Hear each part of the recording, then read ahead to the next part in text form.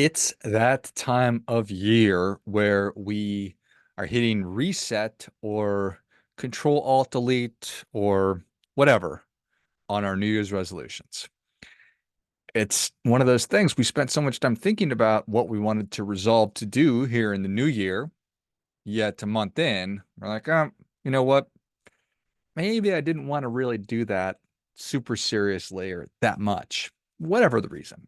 Why are New Year's resolutions and goals so hard to stick to? Well, I mean, for a lot of reasons. Losing weight is really hard. It's tough to change our diets, you know. Feelings drive so much of what I do and what my behavior is, and I feel like eating something and I'm accustomed to eating something. That's probably what I'm going to do. It's hard, really hard to get out of bed in the morning. It's cold out or it's just early, and the comfort of my bed is way better than not being in my bed. So it's really hard to do that. Have you ever tried to quit smoking? Really hard. Have you ever tried to quit drinking? Holy cow. That is hard to do. Those things are linked to so many parts of our lives and our lifestyle. Getting out of debt, saving money, also really hard. Those are some of the top resolutions that we have and always have. Thing is, we have habits and patterns that we follow. And those habits and patterns brought us to where we are today, for better or for worse. What got me here is not going to get me where I want to go. Probably heard that. What does that really mean?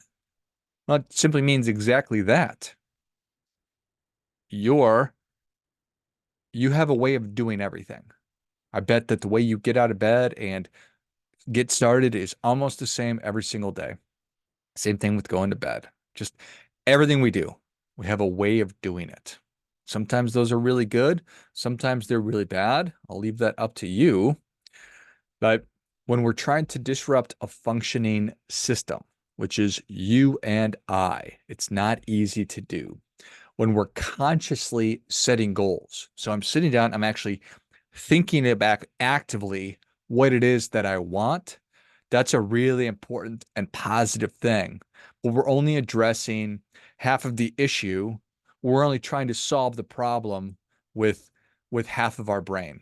Whether or not our brain is obviously split 50-50 between our conscious and our subconscious or unconscious, I get that.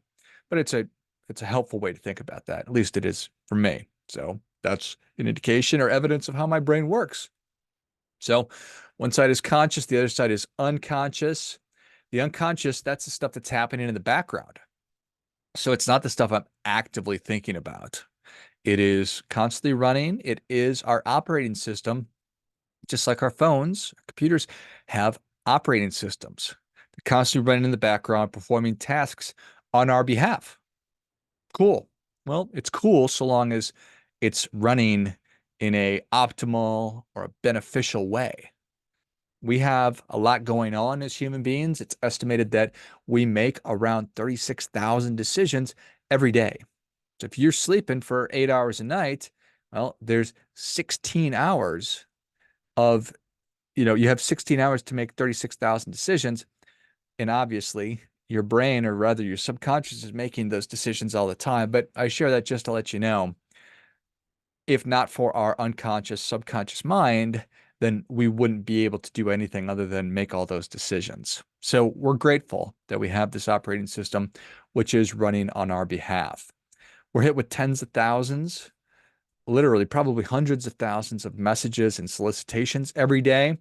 We get hundreds of emails coming across our inbox or our desk or whatever. There's a literal army of marketers following us around from device to device, screen to screen, using sophisticated algorithms and things I know nothing about. I know a little bit about them, but very little. Always trying to stay ahead of us to extract our most valuable resources of time, attention, energy, and money. Now, that's all true. And then there's all these smart people who think about our brains way more than I do, and in a better way, way more sophisticated way than I think about them. And they say, these smart people, that our brains wander around 50% of the time. What do you think about that? Does your brain wander half the time? Yikes. Wow. It's no wonder we can't get anything done. It's no wonder that we can't make changes. I mean, it's a legitimate miracle that I was able to put pants on today. Wait a minute.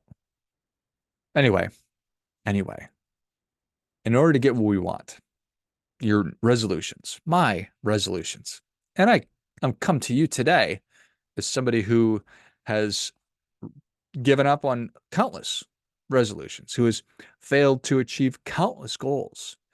But like you, I am interested in getting better and in improving. And so I've done a lot of thinking and done a lot of work on this area to try to get better myself. So it's my desire to share with you what is working or has worked for me so that you may also get a little closer to what it is that you want. So, to get what you want, whatever those desired changes may be, we need to consciously and actively be thinking about what it is that we want. And we must also address that operating system that's constantly running on our behalf. So, I'm going to talk about how you can better understand it. Our operating systems were essentially downloaded and installed in us, in our bodies, and our beings during the first 7 years of our lives. So when you broke out into the world, came into the world, God smiled upon you, and the world promptly started piling stuff on top of you. You were born this perfect version of you, and then all of a sudden we start piling on the insecurities and resentments and fears and hopes and dreams and love of all the grown-ups that are around us and our interactions with our siblings, our aunts and our uncles and our cousins and our teachers and people at the bus stop and the bookstore, whatever. Everything that happened over the first 7 years of your life went into creating your operating system. So if you had a perfect childhood, if everything went great, you have nothing to worry about. Probably nothing to worry about. But for the rest of us, we maybe have some work to do, some areas to be addressed, some things floating around, some of those layers that were put on us. And those are commonly thought about or described as negative or limiting beliefs that we have about the world or in relationships or money or success or work or you name it. The kind of house that you live in, the kind of car we're supposed to drive, expectations, all of these things have gone into making you the person that you are. You know, if you find yourself, sort of illustrate this, you find yourself dating the same kind of person over and over again. You're like, gosh, why do I keep dating the same losers or winners or whatever? Aggressive, domineering people over and over again. Well, it's probably because something happened in your childhood, or you are attracted to people that were like the people that were around you when you were a kid. If you have a hard time with your money, your finances, same thing. Same thing. I know this was really true for me. Um, so whatever it might be, most of our problems we're experiencing today, our negative patterning, stupid stuff we do over and over again can be traced back to when we were kids. And here's the good news. Once you become aware of your patterning, once you recognize the dumb stuff you're doing, you can change it. You can remove some of those limiting beliefs. You can rewire your operating system or your brain and change it. So it's not easy, but it's possible. So you think about doing that. When what's a good way to think about this and talk about it? You know, a river has been flowing in the same riverbed for a long time. So it makes these grooves, right? Water flows. At some point, you know, the Grand Canyon was not the Grand Canyon. And then over a long, long, long, long time, water was flowing and it started to cut and cut and cut. And now it's the Grand Canyon.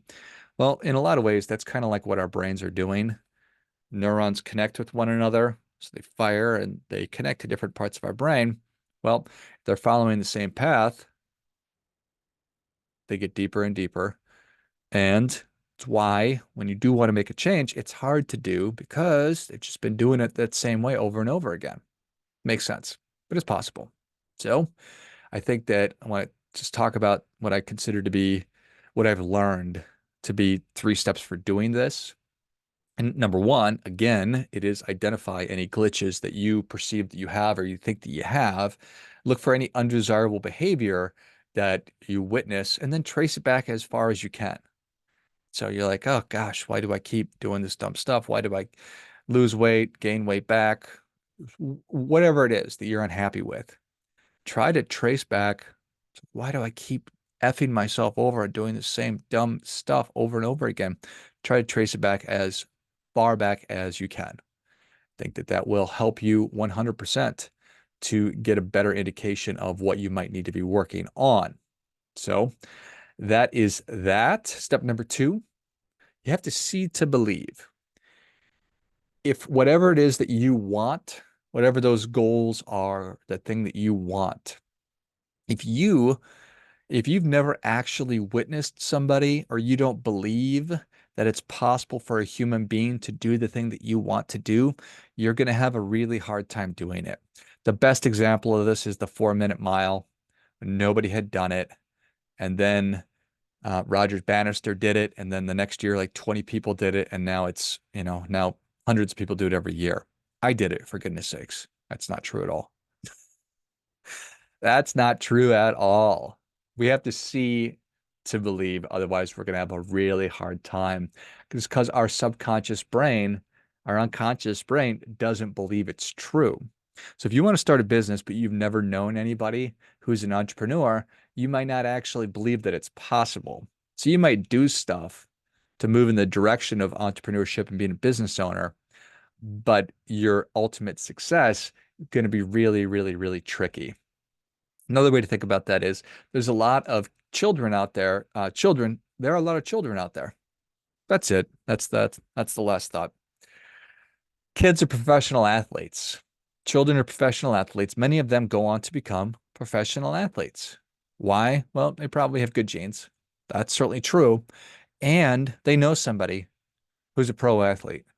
So in their brain, they know it's possible. It might even be an expectation, not just knowing that it's possible. They might be living a standard of athletic excellence and prowess, right? That makes sense. You can connect that and see how that's possible. But whatever it is that you're trying to do, it's important that you find somebody who's actually doing it.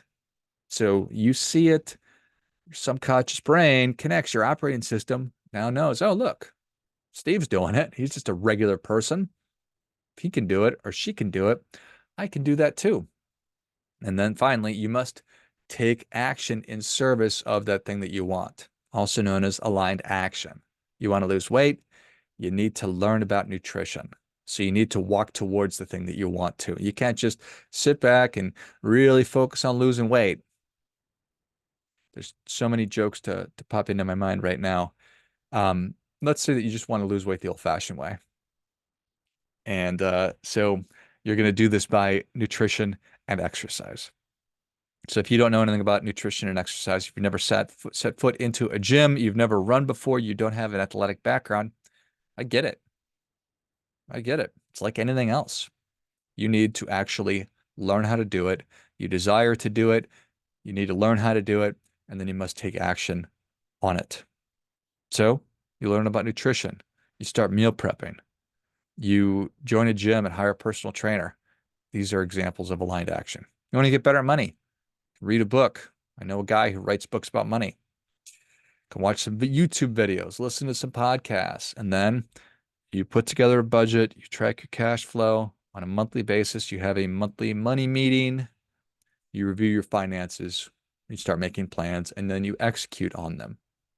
So simply desiring something, it's not going to bring it to life. You got to do work.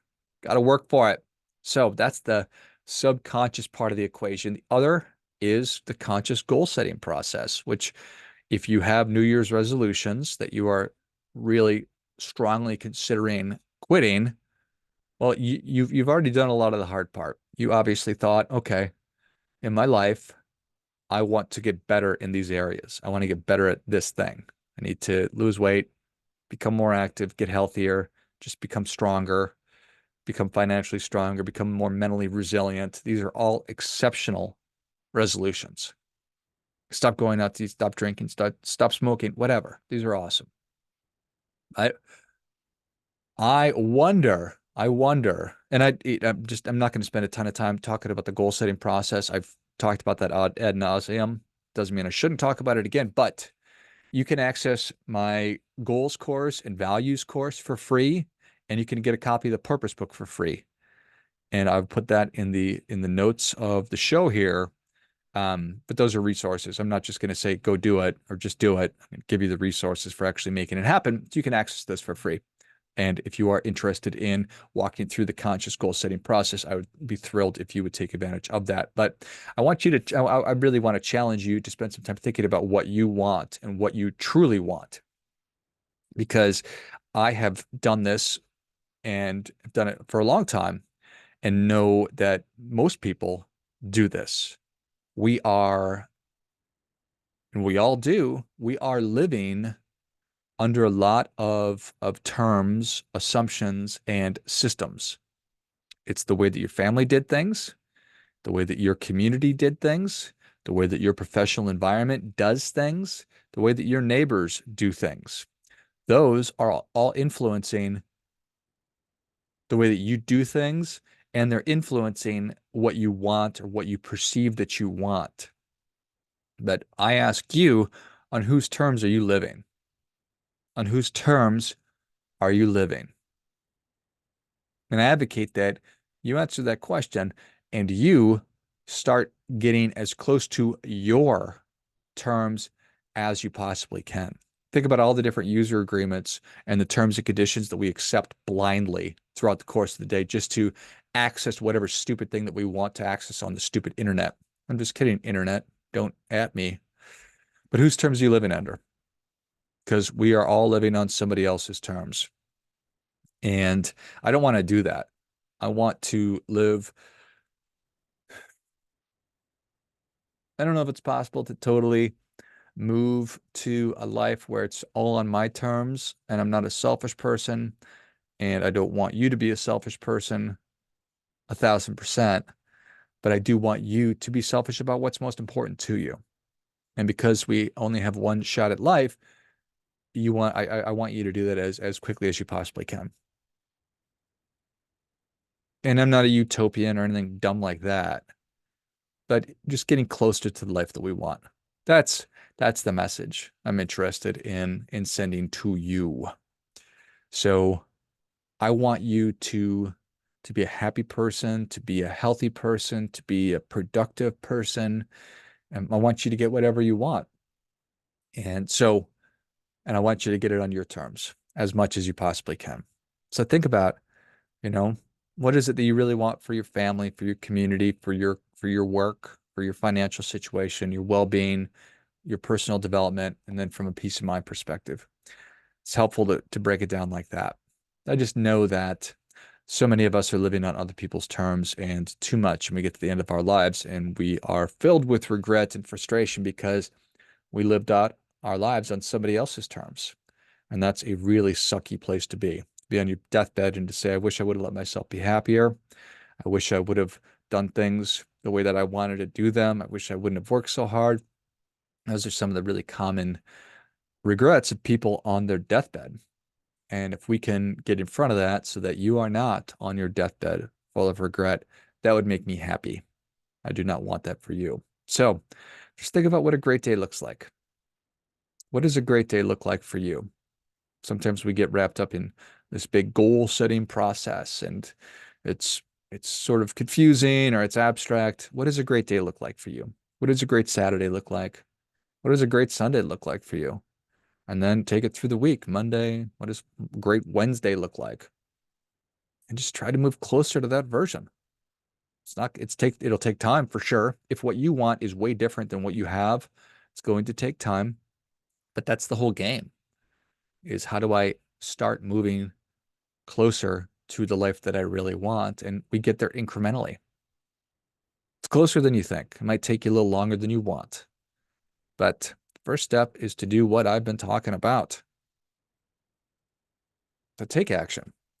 Goal setting is a superpower, but it's only half of the equation. We have to address what's going on between our ears and make sure that our operating system is running optimally and to our benefit. Well, it's our operating system. Why do I want to screw myself over? But all too often, that's one of the things that happens. So you can do it. You're worthy of the life you want. You deserve the life that you want, but you're not entitled to it. We have to do work. As always, do your part by doing your best.